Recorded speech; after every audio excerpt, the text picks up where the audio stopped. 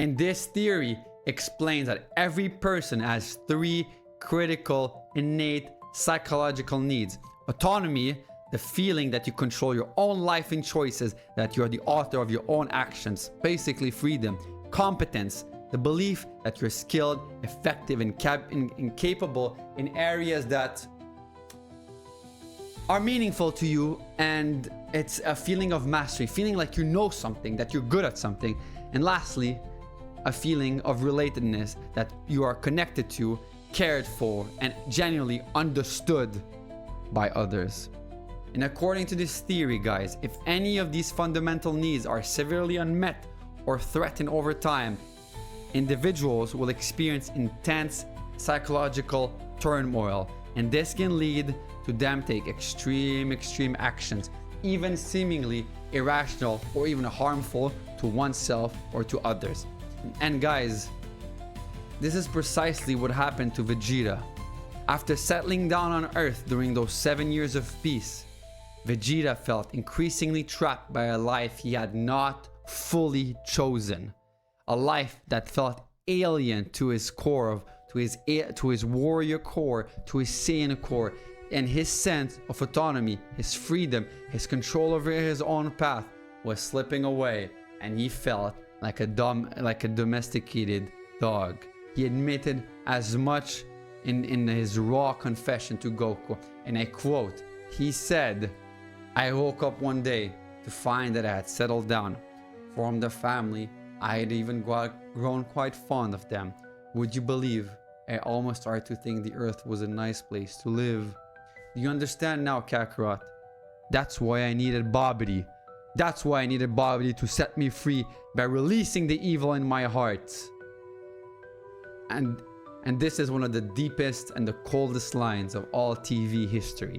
He saw Babidi's power not just as strength, but as a key to unlock the cage of peace, to reclaim his autonomy, and as the ruthless warrior he used to be.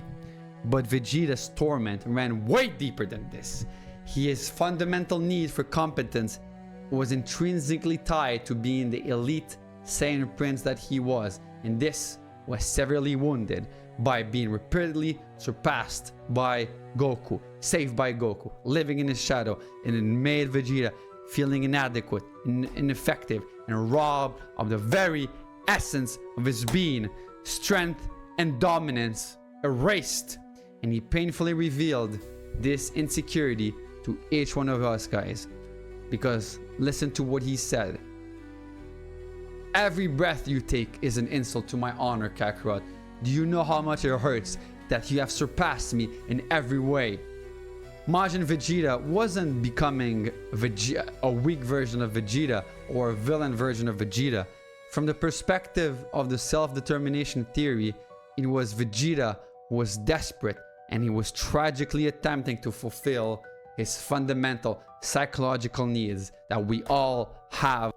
He embraced Babidi's darkness because it represented the only path he could see at the moment to finally and violently reclaim his lost autonomy and desperately restore his shattered sense of competence that he had lost over the years.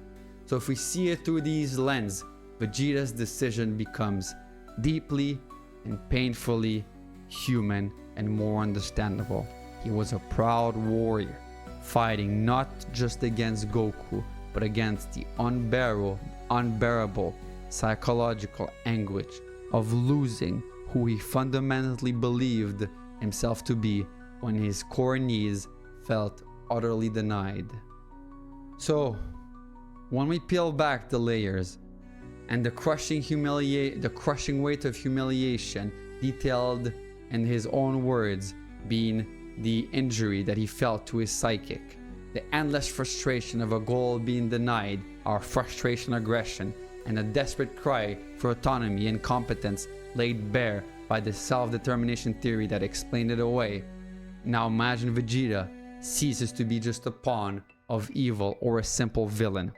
He becomes a mirror reflecting the extreme lengths that a soul will go to reclaim a shattered sense of core a shattered sense of self when its core psychological needs are violated.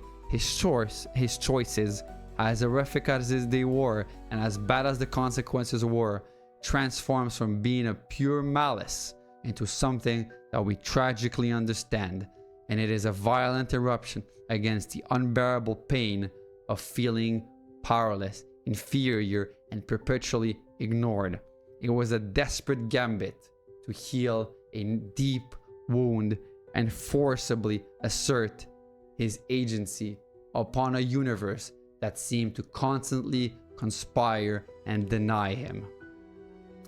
And the chilling question I have for you guys is, was he the master of his destiny, or was he still chained under Babidi's control? I believe that in that ferocious moment, he was the undeniable master. He wasn't Babidi's puppet. He twisted the dark gift to his own ends. He seized control of the narrative and that had so long eluded him, and violently and finally satisfied those psychological needs for autonomy and competence. He achieved the dark freedom he thought he craved for so long, the dominance he felt he was owed, and he was finally free to be ruthless and to be the powerful prince he believed he needed to be, answering to no one but to his own resurrected pride. Yet perhaps, standing in the ashes of that dark victory, having forcibly taken what fate and Kakarot denied for so long, that's when the true realization began to dawn on him.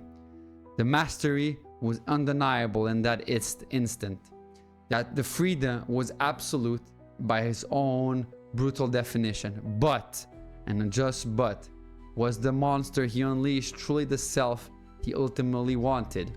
Was this kind of destructive strength the only strength that mattered?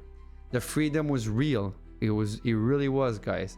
It was achieved on his own terms.